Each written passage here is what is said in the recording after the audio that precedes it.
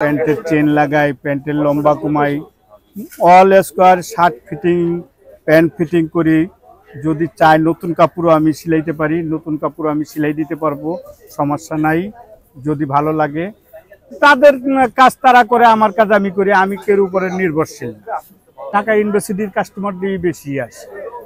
আশেপাশে মনে করেন এই যে পুলিশ হেডকোয়ার্টার আছে, বিসিএস আছে, আজিমপুর কোয়ার্টার আছে, এদের থেকে এরাই বেশিরভাগটাই। হ্যালো রিলেটিভ, সবাই কেমন আছেন? আশা করি অবশ্যই ভালো আছেন। যেখানে দেখা যাচ্ছে এক বৃদ্ধ আঙ্কেল, যার বয়স 65 বছর, উনি সবসময় এখানেই বসে প্যান্ট শার্ট কিংবা ব্যানার ফেস্টুন সবে সেলাই করে, এইভাবে তার সংসার জীবন চলতেছে। তো আমার সামনে আঙ্কেল আছে। আঙ্কেল কেমন আছেন? আঙ্কেল ভালো আছি। ভালো আছেন? জি, আল্লাহ খুব ভালো রাখছে। আপনার নাম আর বয়সটা যদি বলতেন। আমার নাম হলো বাবুল, মোহাম্মদ বাবুল। আমার বয়স 65 বছর, 65 রানিং চলতে আছে। তো কি কাজ করেন আপনি? আমি প্যান্টের কাজ করি, অল্টার কাজ আর কি। প্যান্ট শার্ট কোট, যেমন কোটের হাতের লম্বা কমাই, বডি চাপাই, তারপরে আপনার প্যান্টের কোমর কমাই, প্যান্টের চেন লাগাই, প্যান্টের লম্বা কমাই, all square shirt fitting, pant fitting করি। যদি চাই নতুন কাপড়ও আমি সিলাইতে পারি, নতুন কাপড় আমি সিলাই দিতে পারবো, সমস্যা নাই। যদি ভালো লাগে আমি, এটা তো আমার জাত ব্যবসা, আমি ছোটোর থেকে এই কাজ করতেছি, ছোটোর থেকেই এই কাজ করি। আগে দোকানে কাজ করতাম, প্যান্ট সিলাইতাম, কোট সিলাইতাম। তো এখন ধৈর্য কুলায় না, আয়রনের কাজ করতে পারি না, বিদায়ী এই ফুটপাতে বসে এই কাজগুলি করে। যেহেতু মোটামুটি আপনি এখনো সুস্থ সবল একজন ব্যক্তি, চাইলে তো ব্যবসা কিংবা দোকানপাট দিয়ে বসতে পারতেন। আজকে এই মুহূর্তে দেখতেছি আপনাকে, বেশ কয়েকদিন ফলো করলাম আপনাকে, খোলামেলা জায়গায় বসে আপনি ব্যবসা করতেছেন কেন, যদি বলতেন দর্শকদের। খোলামেলা জায়গায় ব্যবসা করার উদ্দেশ্য হলো যে একটা দোকান নিতে গেলে অনেক টাকার প্রয়োজন, তাই দোকান নেওয়া সম্ভব না। তারপরে দ্বিতীয় কথা হলো যে দোকান নিতে গেলে কমসে কম একটানা 1 বছর লস দিতে হয়।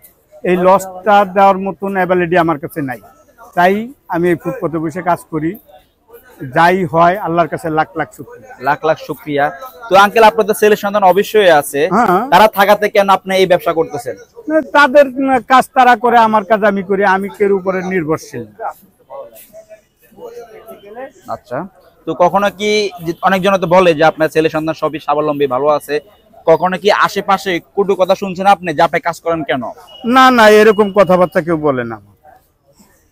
আচ্ছা, কথা হলো কাজ করে খাই, আমি তো আর চুরি করি না, ভিক্ষা করি না।